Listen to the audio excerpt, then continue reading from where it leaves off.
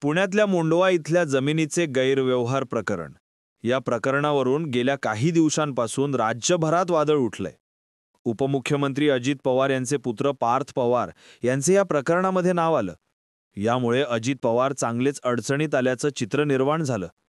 विरोधकांनी अजित पवार यांच्या राजीनाम्याची मागणी सुरू केली. या प्रकरणांमध्ये जो कोणी दोषी आढळेल त्याच्यावरती कठोर कारवाई करणार असं मुख्यमंत्र्यांनी सुद्धा स्पष्ट केलं. आता एकीकडे हे सगळं घडत असताना या प्रकरणामध्ये मोठा ट्विस्ट आलाय. हे जमीन गैरव्यवहार प्रकरणी नोंदणी आणि मुद्रांक विभागाने नुकताच एक अहवाल सादर केलाय. यामध्ये दिग्विजय पाटील, शीतल तेजवानी यांचं नाव असून त्यांना दोषी ठरवण्यात आलंय.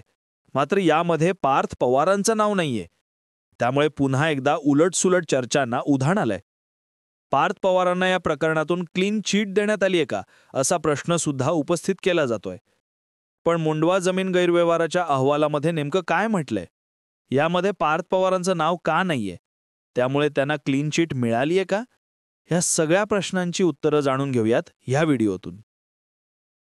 मुंडवा भागातल्या 40 एकर जमिनीचा व्यवहार पॅरामाउंट इन्फ्रास्ट्रक्चरच्या शीतल तेजवानी आणि पार्थ पवार, दिग्विजय पाटील यांच्या मालकीचे असणाऱ्या अमेडिया कंपनीमध्ये झाला होता. बाजारभावानुसार या जमिनीची किंमत सुमारे 1800 कोटी रुपये होती. पण हा व्यवहार फक्त 300 कोटींमध्ये झाल्याचं समोर आलं. इतकंच नाही तर या व्यवहारामध्ये लागणारी सुमारे 21 कोटींची स्टॅम्प ड्युटी सुद्धा